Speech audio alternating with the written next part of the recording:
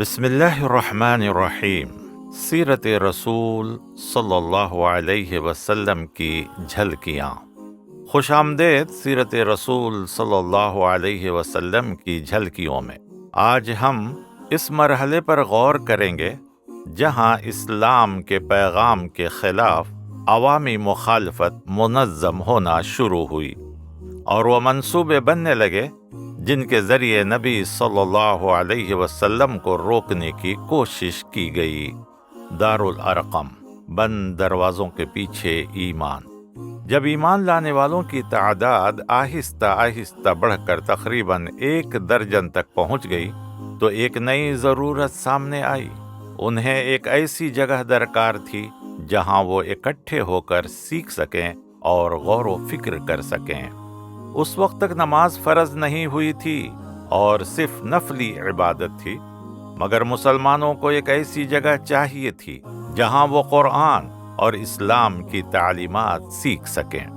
مزید یہ کہ بہت سے مسلمانوں نے اپنا ایمان پوشیدہ رکھا ہوا تھا اور کسی عوامی جگہ پر جمع ہونا ان کی سلامتی کو خطرے میں ڈال سکتا تھا۔ چنانچہ نبی صلی اللہ علیہ وسلم نے راقم بن ابی الارقم کے گھر کا انتخاب فرمایا، جو بعد میں دارالارقم کے نام سے معروف ہوا۔ ارقم کا تعلق بنو مخزوم سے تھا، وہی قبیلہ جس سے ابو جہل تھا، اور انہوں نے بھی اپنا اسلام چھپا رکھا تھا۔ اس سیاسی طور پر کشیدہ ماحول میں کوئی یہ گمان بھی نہیں کر سکتا تھا کہ بنو مخزوم کا ایک فرد بنو ہاشم کو پناہ دے گا۔ یہی وجہ تھی کہ دارالارقم کی سرگرمیاں خفیہ رہیں اور اہل مکہ کے دلوں میں شکوک پیدا نہ ہوئے۔ مزید یہ کہ یہ گھر مکہ کے عین وسط میں واقع تھا، یہ علاقہ مصروف رہتا تھا، اس لیے اگر 20 سے 30 افراد وہاں آتے جاتے تو یہ معمول کی بات لگتی تھی۔ اگر یہی گھر مکہ کے مضافات میں ہوتا تو لوگوں کی آمد و رفت کا فوراً شک پیدا کر دیتی۔ یوں دارالارقم مسلمانوں کا مرکز بن گیا، تعلیم، عبادت اور حکمت عملی کا مرکز۔ قریش کا ابو طالب پر دباؤ۔ قریش نبی صلی اللہ علیہ وسلم کی تعلیمات سے دن بدن زیادہ بے چین ہو رہے تھے۔ چونکہ نبی صلی اللہ علیہ وسلم بت پرستی کی مذمت کر رہے تھے، اس لیے انہوں نے اسے اپنی توہین، اپنے آباء و اجداد، اپنی ثقافت اور اپنی عزت پر حملہ سمجھا۔ قریش کے تمام سردار متحد ہو کر بنو ہاشم کے سردار ابو طالب کے پاس آئے۔ وہ ایک تجویز لے کر آئے اور کہا کہ انہوں نے مکہ کے سب سے معزز نوجوان کا انتخاب کیا ہے، یعنی ولید بن مغیرہ کا بیٹا۔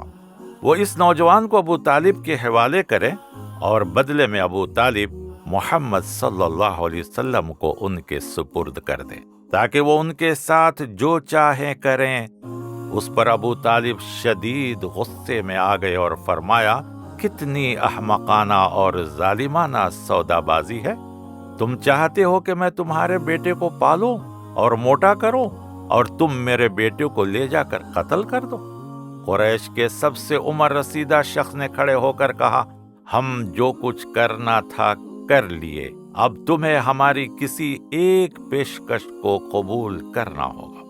یہ دراصل پورے مکہ کا ابو طالب کے خلاف کھڑا ہونا تھا، لیکن اللہ نے ابو طالب کو حوصلہ اور طاقت عطا فرمائی اور انہوں نے ڈٹ کر کہا، یہ تمہاری گھڑی ہوئی سازش ہے، جو چاہو کرو، میں اپنے موقف سے پیچھے نہیں ہٹوں گا۔ پھر ابو طالب نے اشعار کہے جن میں انہوں نے قریش کو ملامت کی اور ان پر غداری کا الزام لگایا۔ اس سے قریش کا وقتی طور پر پیچھے ہٹ گئے۔ قریش کے سرداروں نے سمجھ لیا کہ ابو طالب پر دباؤ ڈالنا کامیاب نہیں ہوگا اور انہیں محمد صلی اللہ علیہ وسلم اور ان کی دعوت کو روکنے کے لیے دوسرے راستے تلاش کرنے ہوں گے۔ قرآن کی تلاوت پر پابندی۔ قریش نے اسلام کے پھیلاؤ کو روکنے کے لیے مختلف حربے اختیار کرنا شروع کیے۔ ان میں سب سے پہلا یہ تھا کہ قرآن کی عوامی تلاوت پر پابندی لگائی جائے۔ جب بھی نبی صلی اللہ علیہ وسلم بلند آواز سے قرآن پڑھتے، وہ شور مچاتے، چیختے، چلاتے اور تلاوت روکنے کی کوشش کرتے۔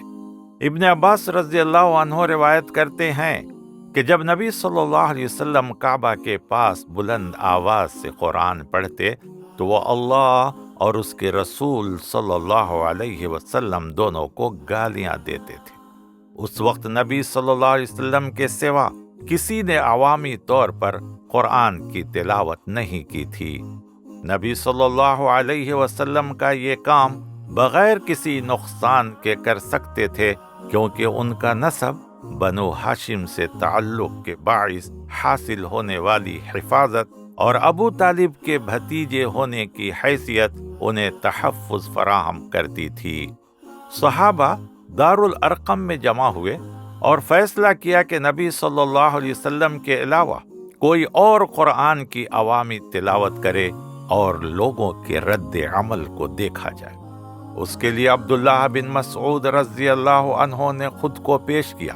صحابہ نے انہیں روکنا چاہا، لیکن وہ قریشی نہ تھے، مگر ابن مسعود رضی اللہ عنہ نے پختہ ارادہ کر لیا تھا۔ ایک دن وہ کعبہ کے قریب مقام ابراہیم کے پاس گئے اور بلند اور دل نشی آواز میں سورۃ الرحمن کی تلاوت شروع کی۔ لوگ جمع ہونے لگے اور بہت سے ایسے تھے جنہوں نے پہلی بار قرآن سنا تھا۔ وہ ابن مسعود کی خوبصورت تلاوت سے مسحور ہو گئے اور حیرت زدہ کھڑے رہے۔ پھر مجمع میں سے کسی نے کہا، یہ وہی تلاوت ہے جس کا محمد ذکر کرتا ہے۔ اسی لمحے لوگ ابن مسعود پر ٹوٹ پڑے اور انہیں اتنا مارا کہ وہ مزید تلاوت نہ کر سکے۔ وہ خون میں لت پت صحابہ کے پاس واپس آئے۔ صحابہ نے کہا کہ یہی اندیشہ تھا، مگر ابن مسعود نے کہا، اللہ کی قسم، آج صرف اتنا ہوا ہے کہ قریش کے لیے میری نفرت اور بڑھ گئی ہے، اور میں کل پھر یہی کرنے کو تیار ہوں۔ جب قرآن کی تلاوت پر پابندی کی کوششیں جاری تھیں تو کچھ لوگ ایسے بھی تھے جو دن میں قرآن کا مذاق اڑاتے، مگر رات کو اسے سنے بغیر رہ نہ پاتے۔ رات کے سننے والے قریش کے 3 بڑے سردار ابو جہل، ابو سفیان اور اخنس قرآن کی تلاوت سے بے حد متاثر ہو چکے تھے، مگر ان کی سماجی حیثیت انہیں عوامی طور پر سننے کی اجازت نہیں دیتی تھی۔ چنانچہ وہ رات کی تاریکی کا انتظار کرتے۔ نبی صلی اللہ علیہ وسلم ہر رات تہجد پڑھتے تھے اور یہی سننے کا بہترین موقع ہوتا تھا۔ تینوں الگ الگ نکلتے، ایک دوسرے سے بے خبر، تہجد کے وقت سنتے اور فجر کے وقت واپسی پر ایک دوسرے سے ٹکرا جاتے۔ شرمندہ ہوتے، کوئی بہانہ بناتے اور چلے جاتے۔ یہ 3 راتیں مسلسل ہوا۔ پھر انہوں نے ایک دوسرے سے اعتراف کیا اور یہ عہد کیا کہ دوبارہ نہیں آئیں گے، کہیں کوئی انہیں دیکھ نہ لے۔ بعد میں اخنس دن کے وقت ابو سفیان کے پاس گیا اور پوچھا کہ وہ قرآن کے بارے میں کیا رائے رکھتے ہیں۔ ابو سفیان نے اپنی ساکھ بچانے کے لیے کہا کہ کچھ باتیں وہ سمجھتے ہیں اور کچھ ان کی سمجھ سے باہر ہیں۔ جب اخنس ابو جہل کے پاس گیا تو اس نے صاف صاف دل کی بات کہہ دی، ہم بنو مخزوم اور بنو ہاشم ہمیشہ مقابلے میں رہے ہیں۔ جب انہوں نے حاجیوں کو کھانا کھلایا تو ہم نے بھی کیا، جب انہوں نے پانی پلایا تو ہم نے بھی۔ ہم دونوں گھوڑوں کی طرح ہیں جو اختتامی لکیر کے قریب پہنچ چکے ہیں، اور اب وہ کہتے ہیں کہ ان کے پاس ایک نبی ہے جس پر آسمان سے وحی آتی ہے، ہم اس کا مقابلہ کیسے کریں؟ اللہ کی قسم، جب تک میں زندہ ہوں میں اسے کبھی قبول نہیں کروں گا۔ ابو جہل کو حق سے روکنے والی چیز جہالت نہیں بلکہ غرور تھا۔ نبی صلی اللہ علیہ وسلم کا تمسخر اڑانے کے ہتھ کنڈے۔ نبی صلی اللہ علیہ وسلم ان کی تعلیمات کا مذاق اڑانے کے لیے کئی حربے استعمال کیے گئے، جن میں جھوٹی افواہیں پھیلانا بھی شامل تھا۔ ایک موقع پر جب وحی میں وقفہ آیا تو ایک قریشی عورت نے طنز کیا، لگتا ہے تمہارے شیطان نے تمہیں چھوڑ دیا ہے۔ یہ بات نبی صلی اللہ علیہ وسلم کے دل کو بہت تکلیف پہنچی۔ اس پر اللہ نے سورۃ الضحیٰ کی آیات نازل فرمائی اور کہا، قسم ہے چاشت کے وقت کی اور رات کی جب وہ چھا جائے، تمہارے رب نے نہ تمہیں چھوڑا ہے اور نہ ناراض ہوا ہے۔ قریش اس سے بھی آگے بڑھے اور نبی صلی اللہ علیہ وسلم اور اہل ایمان پر بہتان باندھنے لگے۔ قرآن میں ان کے یہ الزامات محفوظ ہیں۔ یہ کہتے ہیں کہ محمد صلی اللہ علیہ وسلم دیوانہ ہے، یہ جادوگر ہے، جھوٹ گھڑتا ہے۔ یہ قرآن ایک من گھڑت بات ہے جسے اس نے خود بنایا ہے۔ ابو جہل اور ابو لہب مکہ کے باہر کھڑے ہو کر مسافروں کو خبردار کرتے کہ نبی صلی اللہ علیہ وسلم جادوگر ہیں۔ اگرچہ یہ حربے کچھ لوگوں کو دور رکھتے تھے، مگر انہی میں سے کچھ کے ذریعے لوگ اسلام بھی قبول کر گئے۔ یمن کے سردار ضماد ازدی کا واقعہ اس کی مثال ہے۔ وہ اتنا متاثر ہوا کہ اس نے کانوں میں روئی ڈال لی تاکہ قرآن نہ سن سکے۔ پھر اس نے خود سے کہا، میں تو معالج ہوں، مجھے اسے ٹھیک کرنا چاہیے۔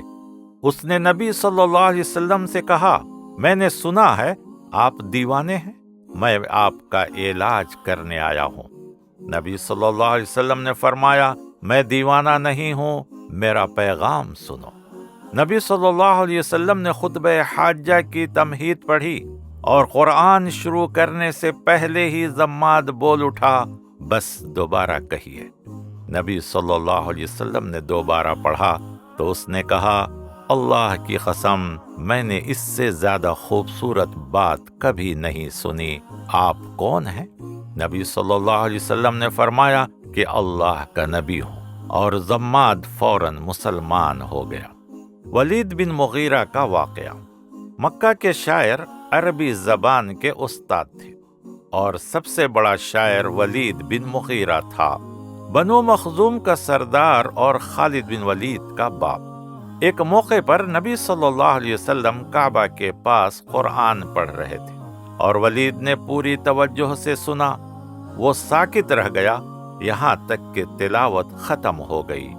اس نے ایک بیان دیا جو آگ کی طرح پھیل گیا کہ یہ کلام سب پر غالب ہے اور اس جیسا کبھی نہیں سنا۔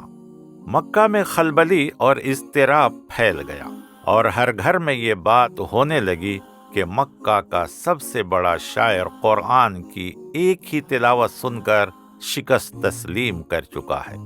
ابو جہل فوراً اس کے پاس پہنچا اور کہا، لوگ سن چکے ہیں کہ تم نے قرآن کی تعریف کی ہے، جب تک تم محمد صلی اللہ علیہ وسلم سے لا تعلقی ظاہر نہ کرو وہ تم سے راضی نہیں ہوں گے۔ ولید نے دباؤ میں آ کر ہتھیار ڈال دیے اور پوچھا کہ وہ کیا کہے۔ قریش کے سردار جمع ہوئے اور نبی صلی اللہ علیہ وسلم کے خلاف ایک مشترکہ بیانیہ بنانے لگے۔ کسی نے کہا کاہن کہو، کسی نے کہا جن زدہ، کسی نے شاعر، کسی نے جادوگر۔ ولید نے کہا ایک ہی بات ہونی چاہیے۔ غور و فکر کے بعد اس نے کہا، یہ جادوگر ہے جو ایسا پیغام لایا ہے جو باپ کو بیٹے سے، بھائی کو بھائی سے، شوہر کو بیوی سے جدا کر دیتا ہے۔ یہی بیانیہ پھیلایا گیا، پھر لوگوں نے اسی بیانیے کو اپنایا، نبی صلی اللہ علیہ وسلم کو جادوگر کہنے لگے اور عوام میں یہ خوف پھیلانے لگے کہ اگر انہوں نے ان کی بات سنی تو ان کے خاندان بکھر جائیں گے۔ اللہ تعالیٰ نے ولید کے اس طرز عمل کی قرآن کی نہایت پرزور اور جلال والی آیت کے ذریعے سخت مذمت فرمائی، جو سورۃ المدثر میں محفوظ ہیں۔ مجھے چھوڑ دو اور اس شخص کو بھی جسے میں نے اکیلا پیدا کیا۔ میں نے اسے بے پناہ مال دیا، اسے ارد گرد بہت سے بیٹے رکھے اور اس کی زندگی کو آسان اور ہموار بنا دیا، پھر بھی وہ چاہتا ہے کہ میں اسے اور دوں؟ ہرگز نہیں، اس لیے کہ اس نے ہماری آیات کا ضد کے ساتھ انکار کیا۔ عنقریب میں اسے بڑھتی ہوئی سختیوں میں مبتلا کروں گا۔ بے شک اس نے سوچا اور ایک سازش گھڑی، ہلاک ہو وہ کیسی سازش اس نے بنائی، پھر ہلاک ہو وہ کیسی سازش اس نے بنائی۔ اس نے نظر دوڑائی، پھر تیوری چڑھائی اور منہ بنایا، پھر غرور کے ساتھ پیٹھ پھیر لی اور کہا یہ تو بس پرانا جادو ہے، یہ تو کسی انسان کا کلام ہے۔ عنقریب میں اسے سقر میں ڈالوں گا، اور تم کیا جانو کہ سقر کیا ہے؟ وہ ایسی آگ ہے جو نہ کچھ باقی چھوڑتی ہے اور نہ کسی کو بخشتی ہے۔ وہ انسانی جسم کو جھلسا دیتی ہے، اس پر 19 نگہبان مقرر ہیں۔